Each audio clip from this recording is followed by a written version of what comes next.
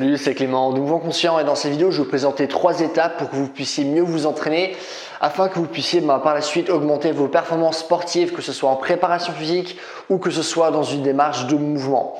Alors là, ces derniers temps, j'ai publié pas mal de vidéos où je faisais des rappels de choses importantes que j'ai pu dire dans le passé. Ça va être également le cas de cette vidéo et à partir de la semaine prochaine, je vais à nouveau publier du contenu où je vais parler de choses desquelles je n'ai pas encore parlé sur cette chaîne. Ça marche? Alors j'aimerais parler de la première étape, le premier point que je souhaite aborder dans cette vidéo. C'est que le meilleur exo du monde n'existe pas.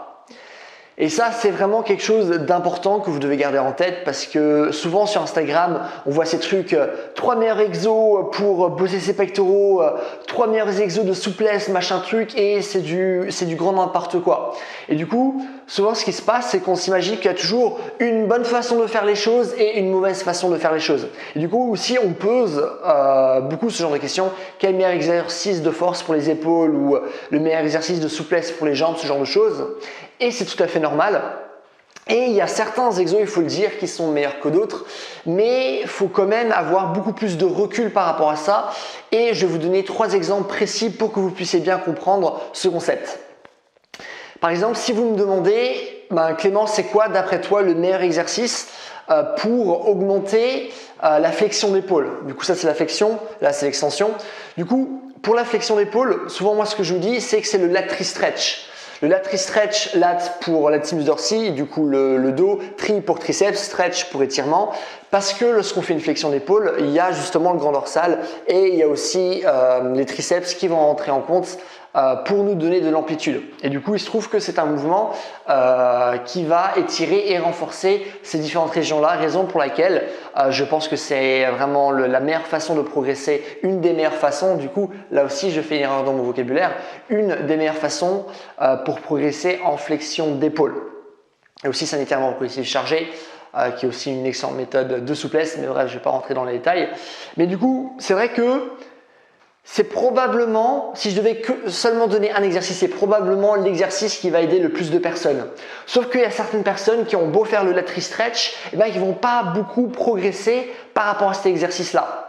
Et du coup, par exemple, pour certaines personnes, ça ne va pas être un exercice pile de flexion d'épaule qu'il faudra faire justement pour augmenter la flexion d'épaule, mais peut-être un exercice de rotation interne. Vu que avoir une bonne rotation interne, ça va vous permettre aussi d'augmenter votre flexion au niveau de l'épaule.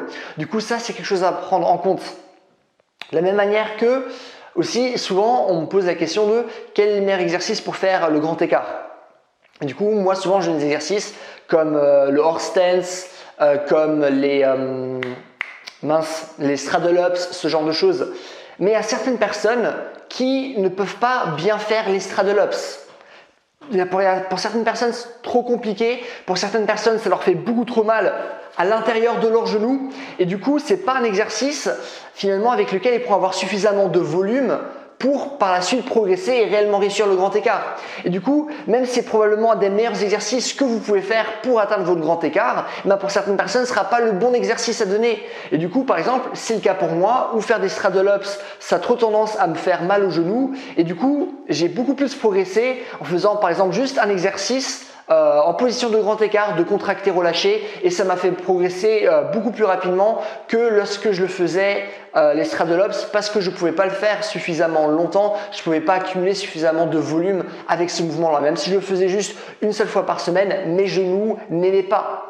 Et il y a des exercices, c'est comme ça, votre corps ne voudra pas faire cet exercice-là, il ne sera pas adapté parce que on n'a pas tous la même longueur de segment corporel, on n'a pas tous la même insertion, la même origine musculaire.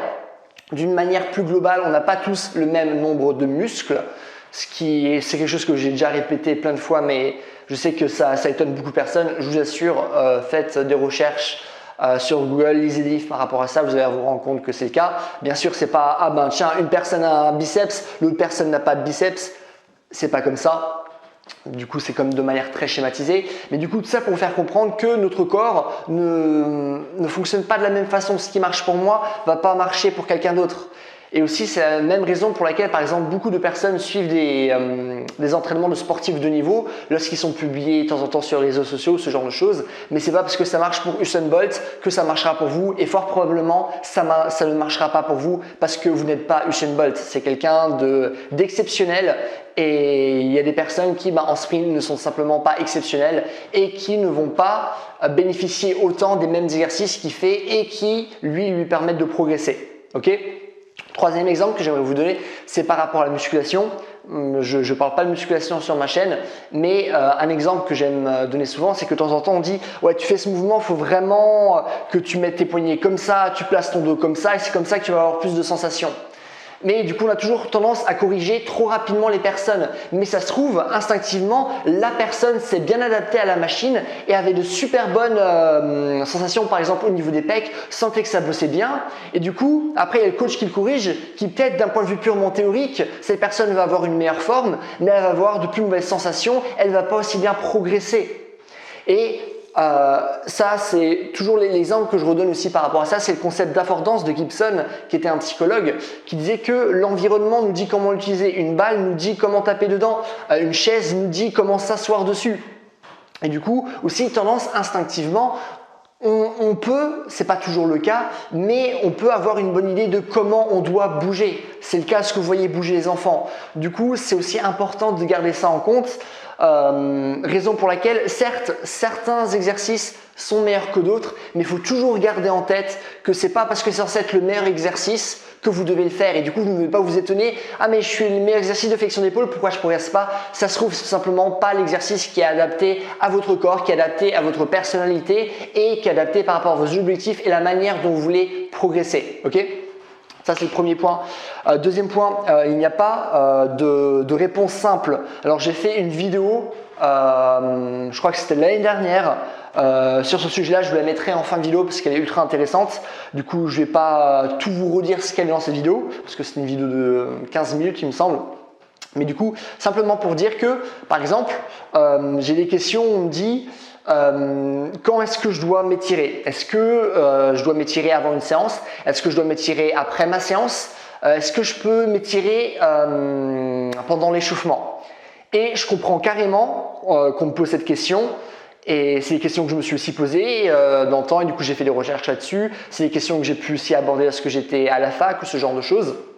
Mais du coup, il faut comprendre et aussi surtout toujours comme je dis pour le premier point avec Instagram en mode ah oui, oui il faut faire ça pendant l'échauffement, oui tu peux t'étirer machin truc. On peut pas donner de réponse aussi simple. Pourquoi? Parce que en reprenant cet exemple, il existe plein de différents types de souplesse. Ça va dépendre des auteurs, mais au minimum il y en a 5 différents types.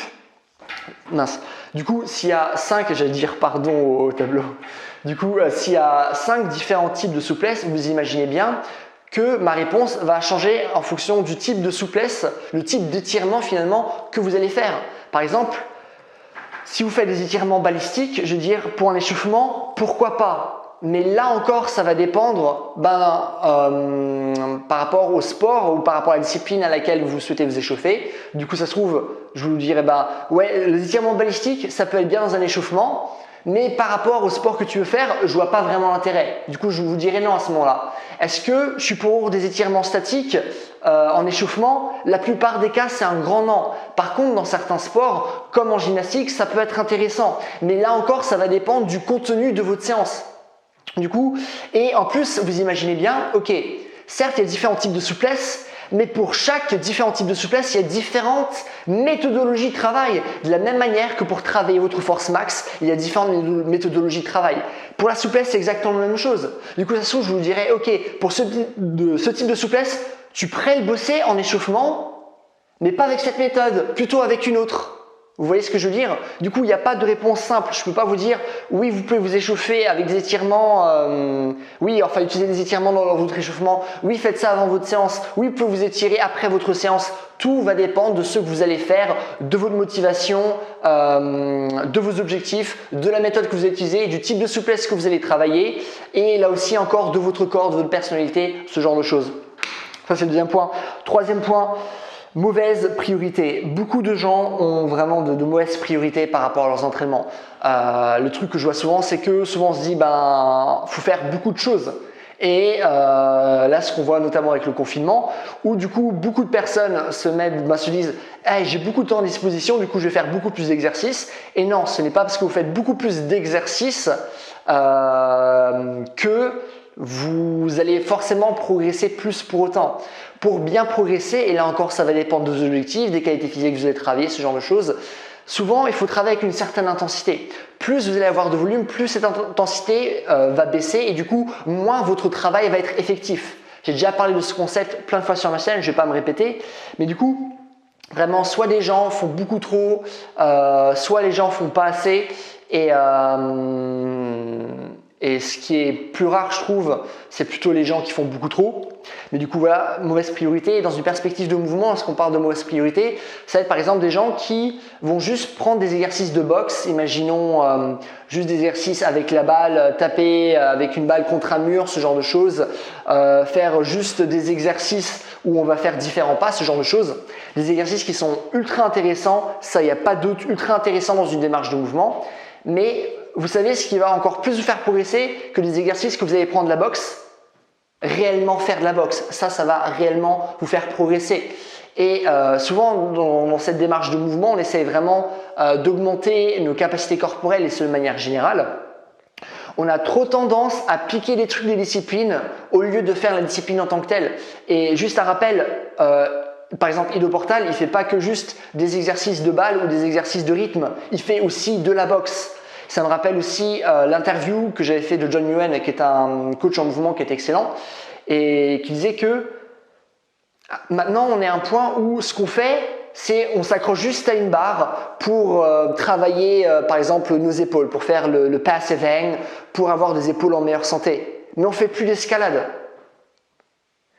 On prend par exemple les grands écarts, mais on ne veut plus faire les milieux dans lesquels ils ont existé, par exemple comme la danse ou la gymnastique. On va savoir faire le front lever, les muscle-up, mais on ne veut plus faire la gymnastique, ce genre de choses. Et or, lorsqu'on est dans une communauté, lorsqu'on est finalement dans un endroit riche en mouvement, tel que les sports, eh ben, on a tendance à progresser déjà beaucoup plus rapidement, mais surtout on a tendance à apprendre beaucoup plus de choses parce que justement s'accrocher à quelque chose, c'est venu du milieu de l'escalade. Et du coup, c'est réellement eux qui ont exploré ce sujet beaucoup plus que les personnes qui font simplement du mouvement. Et du coup, lorsque vous avez des priorités du genre « Ah ben j'aimerais travailler mon travail de rythme », c'est très intéressant de le faire avec une balle, mais vous savez ce qui serait encore plus intéressant? Faire la danse, faire de la boxe, ce genre de choses. C'est juste ma manière de voir les choses. Pour moi, ça fait vraiment sens. Je trouve, après, je dis ça, je suis aussi du genre à faire juste du travail de rythme, de prendre les trucs de la boxe sans réellement faire la boxe. J'ai fait un peu de boxe parce que j'étais au collège, mais c'est tout. Du coup, je vous dis ça, mais voilà, je suis pas parfait non plus. C'est pas là encore parce que c'est la meilleure chose à faire que tout le monde devrait le faire, mais c'est simplement pour essayer de vous donner un peu plus de perspective et de vous aider à un peu mieux gérer vos priorités pour que vous puissiez mieux progresser. Ok? Du coup, ben voilà les points que je voulais aborder dans cette vidéo. J'espère que c'était intéressant pour vous. Comme d'hab, si vous avez des questions, n'hésitez pas à me les poser concernant les points que j'ai abordés ou des qualités physiques ou ce genre de choses. Je réponds à tout le monde comme d'habitude. Si vous avez aimé la vidéo, n'hésitez pas aussi à me mettre un j'aime. Si vous voulez voir d'autres vidéos de ce genre, n'hésitez pas à vous abonner. Si vous voulez en savoir plus sur ces concepts-là, si vous voulez réellement savoir comment développer votre force, votre équilibre, votre souplesse, votre coordination, votre vitesse, votre endurance, et vraiment comprendre ces différents mécanismes, savoir comment créer vos propres entraînements, n'hésitez pas à aller sur mon site, c'est le premier lien que vous avez trouvé dans la description. J'ai un programme en ligne par rapport à ça où je parle justement de ces qualités physiques, où il y a des programmes d'entraînement, où je vous dis justement les meilleurs, du coup au pluriel, exercices que vous pourriez faire pour justement progresser en souplesse et en force au niveau de chaque articulation, au niveau de chaque groupe musculaire. Je parle du coup aussi pas mal de mobilité, de posture, de rééducation, de mouvement de manière générale avec différents programmes d'entraînement. Du coup, si ça vous intéresse, n'hésitez pas à aller sur mon site, premier lien dans la description. Et voilà, ben, passez une bonne journée, bye!